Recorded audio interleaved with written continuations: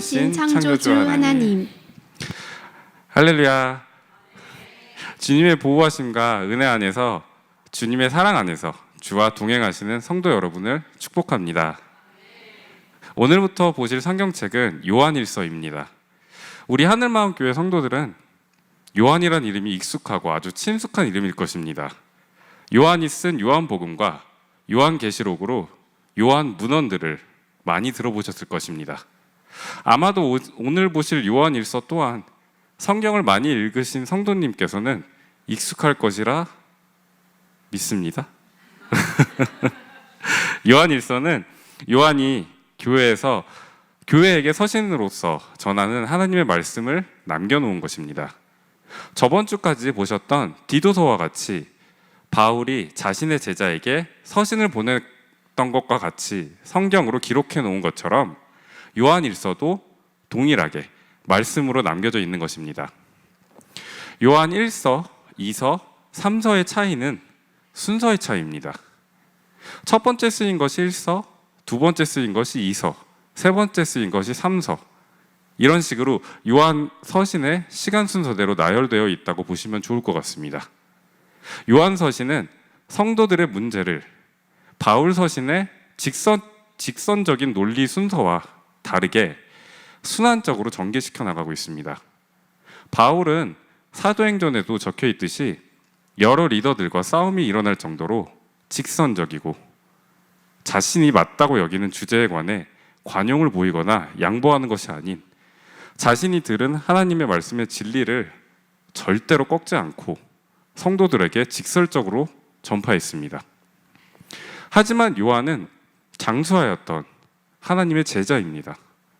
이러한 장수함을 통해 예수님의 지상사역 때 제자 관계를 맺었던 유일한 생존자로서 그의 생애와 죽음에 대한 정확한 연대기는 알려져 있지는 않지만 전통적으로 요한이 90세에서 최대 100세의 나이로 주 100년경쯤에 사망한 것으로 전해지고 있습니다. 이렇게 장수한 요한은 주 90년경에 요한서신을 작성하였습니다. 나이 지긋한 요한은 바울과 같이 직설적으로 말씀을 전한 것이 아닌 나이 많으신 장로님들과 같이 부드럽고 순화하며 말씀의 진리를 녹여내듯 순환적으로 전개해 나갑니다. 이러한 저자들 간의 차이점은 성경 저자들이 존재 전부를 성령님이 사용하셔서 성경을 기록하였다는 하나님의 역사하심에 대한 확실한 증거입니다.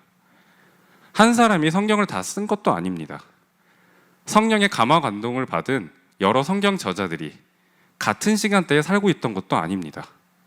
시간과 공간을 뛰어넘어서 동일한 하나님을 성경을 통해 우리에게 전하고 있다는 것은 우리의 역사를 주관하시는 하나님이신 것을 우리가 읽고 있는 성경을 통해 눈으로 보아 알 수 있습니다. 요한에게 내재하신 성령님이 쓰신 요한 문헌들은 구약을 마무리하는 성경으로 우리에게 주어주셨습니다. 요한은 요한계시록의 저자로서 마지막 때와 그리스도의 재림에 의한 마지막 심판이 종말론에 대한 말씀을 정리하고 있습니다. 요한계시록에서만이 아닌 모든 요한 문헌들 속에서 신구약이 녹아져 있습니다. 요한의 장수함을 통해서 성령님은 신구약 모두를 요한의 손으로 정리하셨던 것입니다. 주께 쓰임받은 제자 요한은 성경 어디에서 처음 등장했을까요? 마태복음 4장 21절을 읽겠습니다. 시작. 거기서 더 가시다가 다른 두 형제 곧 세베대의 아들 야고보와 그의 형제 요한이 그의 아버지 세베대와 함께 배에서 그물 깁는 것을 보시고 부르시니. 요한은 예수님의 제자인 야고보의 형제입니다. 요한은 예수님의 가장 중요한 제자 중 한 명으로서 예수님의 기적을 예수님의 가장 가까운 곳에서 눈으로 보고 몸으로 느꼈던 제자였습니다. 마가복음 5장 37절을 읽겠습니다. 시작. 베드로와 야고보와 야고보의 형제 요한 외에 아무도 따라옴을 허락하지 아니하시고. 방금 읽으신 마가복음 5장의 내용은 죽은 소녀를 일으킨 달리다굼의 기적을 일으킨 내용입니다. 이러한 기적을 다른 제자들과는 다르게 자신의 눈으로 직접 보았던 요한입니다.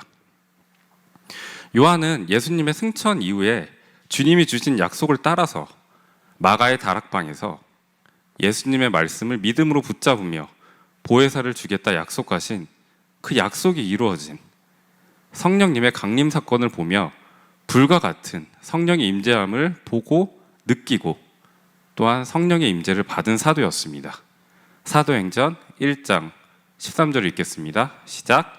들어가 그들이 요한은 다락방으로 올라가니 베드로, 요한, 야고보, 안드레와 빌립, 도마와 바돌로메, 마테와 및 알페오의 아들 야고보, 셀로신 시몬, 야고보의 아들 유다가 다 거기 있어. 아멘.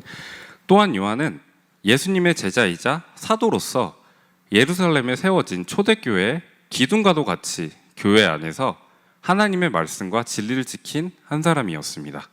갈라디아서 2장 9절을 읽겠습니다. 시작. 또 기둥같이 여기는 야고보와 게바와 요한도 내게 주신 은혜를 알므로 나와 바나바에게 친교의 약수를 하였으니 우리는 이방인에게로 그들은 할례자에게로 가게 하려 함이라. 예수님을 통해 진리를 깨닫고 성령 강림 사건과 초대교회의 기둥으로서 교회에서 일하신 하나님의 역사를 하나하나 눈으로 보고 귀로 듣고 몸으로 느낀 요한은 자신의 사명인 성경 저작을 늙은 나이에 시작했습니다. 다른 어떠한 예수님의 제자보다 많은 경험으로 또한 누구보다 하나님의 일하심을 많이 보고 느꼈던 자로서 우리 성도에게 말씀으로 남은 것이 요한 문헌입니다.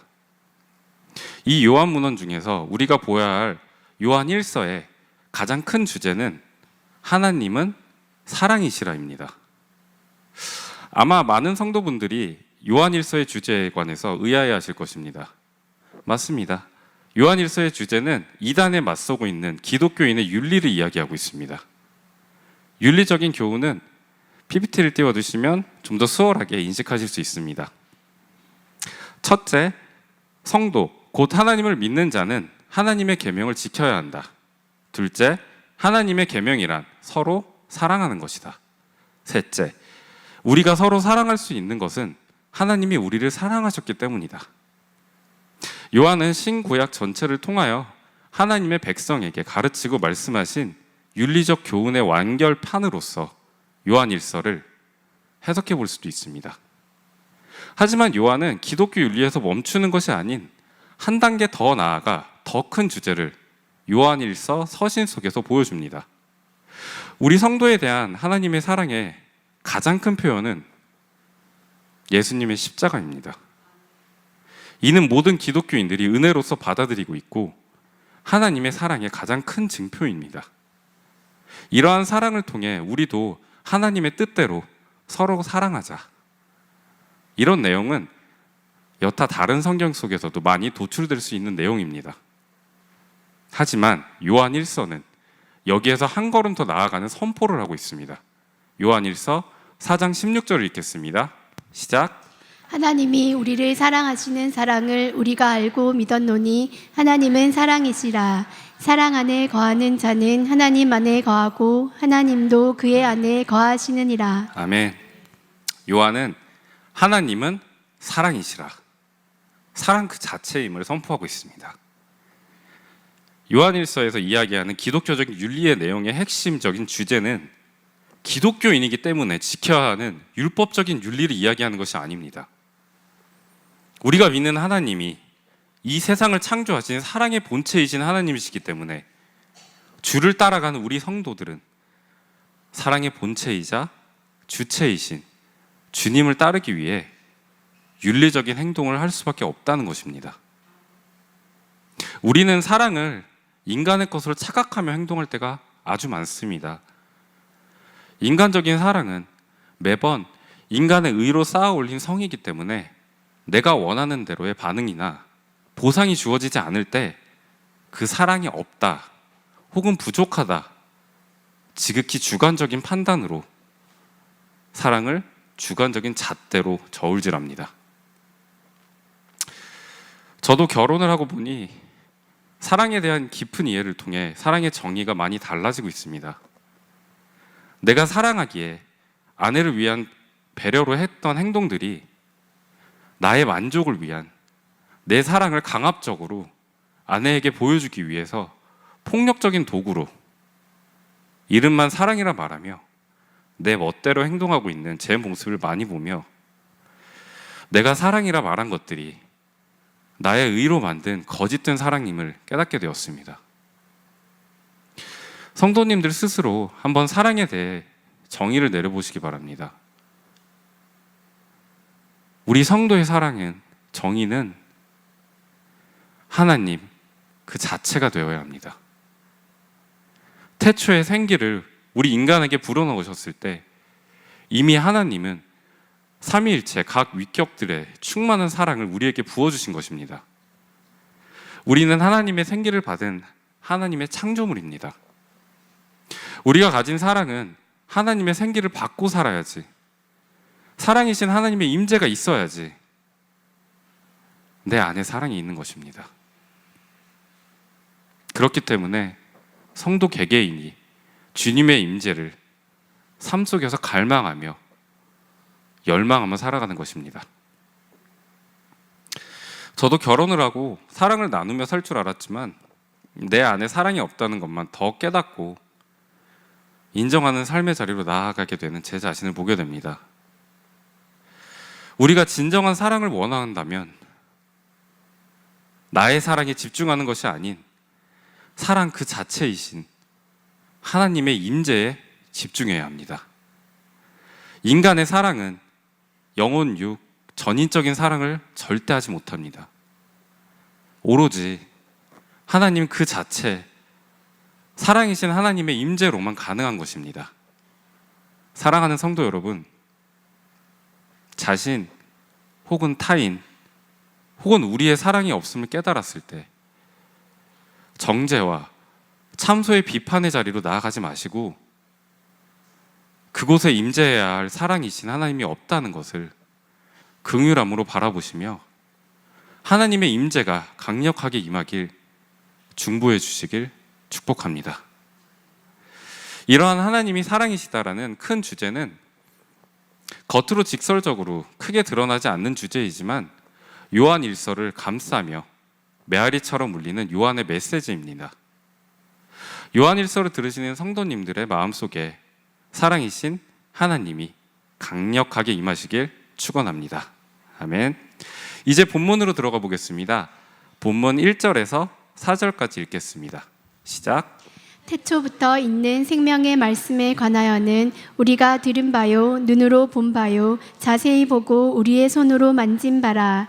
이 생명이 나타내신 바 된지라. 이 영원한 생명을 우리가 보았고 증언하여 너희에게 전하노니 이는 아버지와 함께 계시다가 우리에게 나타내신 바 된 이시니라.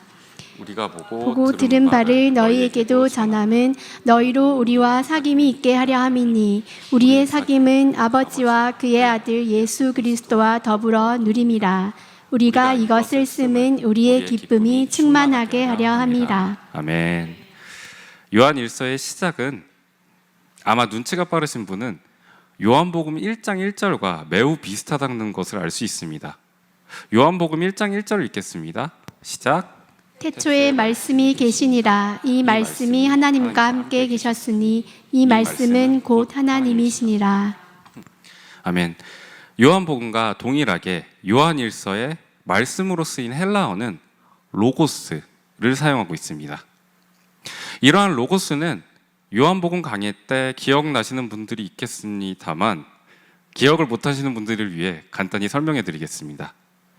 일반적으로 로고스는 성경에서 말씀의 뜻으로 쓰인 단어가 아닙니다. 이는 헬라 철학자들이 사용했던 우주 만물의 변화, 조화, 질서의 근본 원리로 쓰인 단어입니다.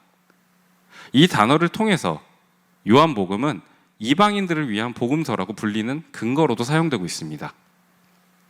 요한은 로고스라는 단어를 사용해서 이방인들에게 전해야 할 복음과 믿음의 후세에게 전해야 할 복음에 대해 그들이 들을 수 있는 단어를 선택한 것입니다.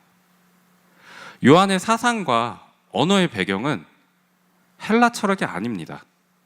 히브리 계시 속에 있지만 이방인의 사도 바울처럼 요한 자신도 이방인들과 후대에 기독교 복음의 길을 발견할 수 있는 가교의 역할로서 로고스라는 단어를 사용한 것입니다.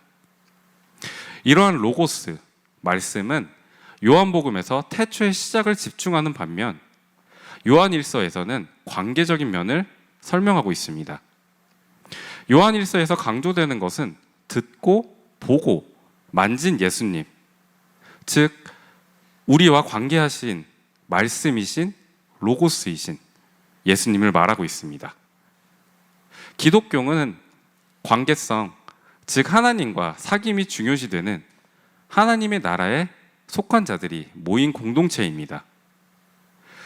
일반 종교와 같이 저 산 위에 있는 신령한 무언가, 두려움과 쾌락과 감성을 통해 움직이지 않는 우상을 믿는 종교가 아닙니다. 우리의 믿음의 대상인 하나님은 가만히 서서 우리를 지켜보시는 관찰자가 아닌 나와의 사귐을 가지고자 자신의 아들인 예수님을 십자가에 내주셔서 우리 성도 모두의 아버지가 되셨고 나와 교제하며 나의 아들, 나의 딸과 한마디라도 더 나누기 위해서 나의 마음문 앞으로 뛰어오셔서 우리의 마음문을 지금 말씀 듣는 이 순간에도 적극적으로 자신의 사랑을 문을 두드리시며 표현하고 계시는 하나님입니다. 우리의 마음의 문 앞에서 적극적으로 사랑을 표현하고 계시는 사랑이신 하나님은 어느 때나 우리의 마음의 문 앞에서 우리가 문을 열길 기대하시며 고대하고 계십니다. 전지전능하신 창조주이신 하나님이 이 약하고 악한 우리의 마음 문 앞에서 기다리시는 것입니다. 사랑하는 하늘마음 성도님, 하나님의 사랑 앞에 우리의 마음의 문을 열고 하나님의 임재를 받아들여 끝없는 기쁨과 사랑이 충만하게 되시는 성도님들 되시길 축복합니다. 아멘. 또한 요한은 계속해서 우리라는 주어로서 요한만이 아닌 예수님을 믿는 모두가 증언하며 전하고 있다는 것을 강조하고 있습니다. 성도들 모두가 예수님을 경험한 자들로서 공동체 내에서 성도들 간의 교제를 통해 하나님의 사랑과 임재가 더욱 커질 것을 말씀하고 있는 것입니다. 우리 성도가 누구를 사랑해야 될까요? 그 대상은 당연히 내가 아닌 타인입니다. 하지만 세상에 살고 있는 진정한 사랑을 모르는 자들은 사랑에 대해서 내가 소유해야 되고 나의 만족을 얻을 수 있는 것, 그리고 타인들이 나를 섬기길 원하며 자신을 우상화하며 나를 사랑하는 것이 진정한 사랑이라 말하고 있습니다. 하지만 진정한 사랑인 하나님을 경험하고 사귐을 가지고 있는 성도들은 자신만을 사랑하며 자신만의 우상이 된 하나님을 주장하는 자들이 아닙니다. 내가 경험한 하나님과 그 사랑을 공동체에 나누고 또한 한 걸음 더 나아가서 믿지 않는 자들에게 진정한 사랑을 전하며 그들을 살리는 생명수를 흘려보낼 수 있는 자들입니다. 태초에 하나님 또한 홀로 계신 것이 아닌 삼위일체 공동체로서 존재하셨습니다. 이러한 하나님의 각 위격들 사이의 사랑은 가장 친밀한 사랑의 교제였었던 것입니다. 요한복음 17장 24절을 읽겠습니다. 시작. 아버지여, 내게 주신 자도 나 있는 곳에 나와 함께 있어 아버지께서 창세 전부터 나를 사랑하심으로 내게 주신 나의 영광을 그들로 보게 하시기를 원하옵나이다. 아멘. 이 영광스러운 사랑의 교제, 삼위일체의 교제에 우리 성도들을 하나님이 직접 초청해 주신 것입니다. 사랑하는 하늘마음교회 성도님들, 우리가 이 영광스러운 교제 속 하나님의 임재가 가득한 공동체로서 하나님께 쓰임받는 교회로서 순결하고 순전하게 하나님의 도구가 되길 축복합니다. 아멘. 또한 우리 교회가 지나온 고난과 아픔을 믿음의 동력으로 삼아서 주님의 교제, 그 영광스러운 임재 속 그 사랑 안으로 도약하는 사랑의 공동체, 주님의 공동체로 도약하는 교회가 되길 축원합니다. 아멘. 성도들과 주님의 교제를 통해서 우리 교회만 사는 것이 아닌 우리를 예의주시하고 있는 진정한 사랑과 진리를 모르는 세상은 자신의 어둠을 빛으로 인해 깨닫고 진정한 생명인 예수님 앞으로 나아오게 될 것입니다. 본문 5절을 읽겠습니다. 시작. 우리가 그에게서 듣고 너희에게 전하는 소식은 이것이니 곧 하나님은 빛이시라 그에게는 어둠이 조금도 없으시다는 것이니라. 아멘. 요한이 많이 쓰고 있는 빛은 하나님의 속성을 잘 나타내주는 이미지로서 사용되고 있습니다. 이러한 빛의 이미지를 연상하기에 가장 쉬운 방법은 지금 한번 성도님들 머리 위에 있는 LED 등을 한번 눈으로 보시길 바랍니다. 너무 오래 보시면 눈이 아프시니까 오래 보시지 마시고요. 그 빛 속에서 어둠이 있나 한번 찾아보시기 바랍니다. 빛 속에 어둠은 존재할 수가 없습니다. 반대로 어둠 속에 빛이 존재할 수도 없습니다. 예수님이 우리 성도들을 이렇게 정의하셨습니다. 마가복음 5장 14절을 읽겠습니다. 시작. 너희는 세상의 빛 마가복음 5장 14절입니다. 너희는 세상의 빛이라 산 위에 있는 동네가 숨겨지지 못할 것이요. 아멘. 예수님은 자신을 믿는 성도들을 세상의 빛이라 말씀하시고 있는 것입니다. 이 빛은 인간에게서 나오는 것이 아닌 예수님을 따름으로 인해 나오는 생명의 빛입니다. 요한복음 8장 12절을 읽겠습니다. 시작. 예수께서 또 말씀하여 이르시되 나는 세상의 빛이니 나를 따르는 자는 어둠에 다니지 아니하고 생명의 빛을 얻으리라. 아멘. 성도의 정체성은 빛으로서 세상에 존재해야 하는 자들입니다. 어둠 속에서 어둠에 파묻히고 어둠과 타협하며 나의 빛을 어둠으로 덮는 자가 아닌 어둠이 깊어질수록 진정한 진리이고 생명이신 예수님의 빛을 밝히 비춰주는 성도가 되어야 합니다. 이러한 빛이 되는 성도들의 행동 원칙인 기독교인의 윤리를 요한은 전하고 있습니다. 본문 6절과 7절을 읽겠습니다. 시작.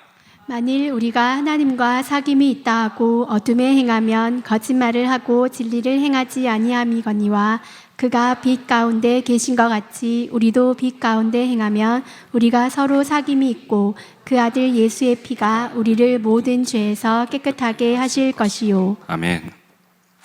하나님과 사귐이 있는 자들은 어둠을 행하지 않고 진리 위에서 하나님과의 사귐으로 빛으로서 세상에 보여줄 것을 말씀하고 있습니다. 우리의 믿음을 측정하고 싶을 때 나의 행동을 판단해 보시면 됩니다. 나의 행동을 하나님 앞에 떳떳하게 주와 이야기하며 교제할 수 있다면 그 행동은 진정한 믿음의 행동입니다. 이러한 믿음의 행동을 할 수 있는 나의 행동은 대부분, 전부 내가 아닌 예수님의 보혈에 근거한 것입니다. 잠시 제 이야기를 하겠습니다. 저는 신학을 하기 전 하늘마음교회에 오기 전에 음악가로서 드럼 연주자로서 세상의 음악과 교회 음악을 겸하던 사람이었습니다. 교회에서 찬양을 반주하는 자로서 믿음의 양심에 의해 술을 먹지 않으려 노력했던 율법적인 행위를 지켜오던 시간이 있었습니다. 하지만 다들 아시다시피 세상에서 공연이 끝나면 뒤풀이는 언제나 술이었습니다. 술자리에 끌려가면 저는 술을 먹지 않겠다 이야기했고 언제나 믿지 않는 자들은 저의 행동을 존중하며 저를 배려하며 저의 곁에서 순식간에 사라졌습니다. 아마 이상한 놈이다 싶었을 것입니다. 이들의 행동에 의해서 저는 데미지를 받지는 않았습니다. 그들이 그렇게 이야기하던 말던 나는 내 양심에 쫓아 행동한다. 그렇기 때문에 내 마음에 데미지는 1도 없었습니다. 하지만 저를 무너뜨린 한마디는 많이 들어보셨던 나도 집사야, 나도 장로야, 나도 성도야입니다. 이 한마디로 인해서 믿음의 양심을 지키려 했던 것이 오히려 구차하게 느껴졌고, 적당히 세상과 타협하는 것이 세상에 있는 자들을 구원하는 방법이라 설득당했습니다. 그 이후로는 믿음의 성벽이 무너졌으니 말씀 안 드려도 저의 악행을 드라마처럼 보실 것입니다. 많은 시간이 흐르고 저의 행동과 믿음 없음에 대해 회개하며 주께 돌이키고 있었을 때, 저는 회개를 하다 저의 죄성에 대해 답답해서 주님께 분노가 섞인 기도를 한 적이 있습니다.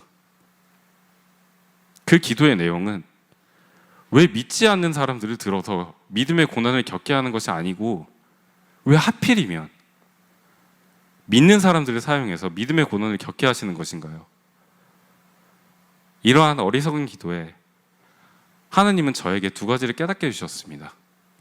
첫 번째는 성도 홀로 빛으로 빛나는 것이 아닌 공동체로서 빛으로 같이 빛나며 예수님의 생명으로 거듭나야 하는 생명의 공동체로서 믿음의 선후배로 단점과 강점을 공유함으로, 단점은 믿음의 섬김을 통해 가려주고 장점을 통해 그 공동체 모두가 믿음의 성장을 하며 주께 나아가는, 같이 동행하는 공동체가 우리에게 주신 가장 큰 선물인 것을 깨닫게 해주셨습니다. 두 번째는 내가 아무리 믿음의 선한 행위를 행하려 한다 해도 죄인인 나의 이성과 판단을 기조로 행한 율법적인 선한 행동들은 내가 죄인이기 때문에 선한 행동으로서 아무런 열매를 맺지 못하는 것을 말씀해 주시며, 이러한 헛된 인간의 의로 만들어진 바벨탑은 진정한 생명의 빛인 예수님의 보혈의 은혜를 알려주시기 위해서, 나를 살리기 위해서 속히 무너뜨리신다는 것을 깨닫게 해주셨습니다. 본문 8절과 10절을 읽겠습니다. 시작. 만일 우리가 죄가 없다고 말하면 스스로 속이고 또 진리가 우리 속에 있지 아니할 것이요, 만일 우리가 범죄하지 아니하였다 하면 하나님을 거짓말하는 이로 만드는 것이니 또한 그의 말씀이 우리 속에 있지 아니하리라. 아멘. 우리 모두가 죄인입니다.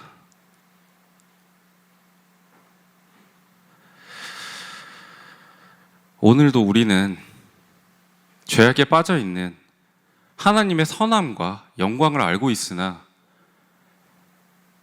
행동할 수 없는 어리석은 죄인입니다. 죄인된 내가 확신에 차서 맞다고 주장하는 모든 진리는 다 헛된 것이고, 나 스스로 하나님께 거짓말하는 것입니다. 우리에게 하나님의 진리, 말씀을 통한 진리가 아니라면 전부 무너질 진리인 것입니다. 사랑하는 성도 여러분, 하나님은 인간 스스로를 구원에 이를 수 있는 방법을 우리에게 주시지 않았습니다. 오직 예수의 십자가의 능력으로 우리를 죄악에서 구원하실 수 있는 방법만을 우리에게 주셨습니다. 본문 9절을 나 자신에게 선포하는 마음으로 같이 읽겠습니다. 시작. 만일 우리가 우리의 죄를 자백하면 그는 미쁘시고 의로우사 우리 죄를 사하시며 우리를 모든 불의에서 깨끗하게 하실 것이요. 아멘. 말씀을 맺겠습니다. 우리의 인생을 도화지로 표현할 때가 많습니다. 이 도화지 자체로는 멋진 작품이 아닙니다. 도화지에 무엇이 적혀 있느냐에 따라서, 누가 그 도화지를 사용하느냐에 따라서 그 도화지의 값어치는 확연히 달라집니다. 나의 도화지에 나의 의와 나의 판단으로 그림과 글을 쓰며 아무리 화려하게 채운다 하여도 죄인인 내가 그린 그림과 글이기 때문에 그 도화지의 값어치는 한없이 낮을 것입니다. 우리 도화지의 값어치를 올리는 하나님께 내 인생의 도화지를 드리길 축복합니다. 하나님의 의와 하나님의 진리로 우리 도화지에 그림이 그려지고 글이 쓰여질 때 화려하지 않아도, 도화지 전부를 다 채우지 않아도 창조주 하나님이 그린 그림과 쓰신 글이었기에 창조주의 작품으로서 세상 어떤 것으로 값을 매길 수 없는 작품이 될 것입니다.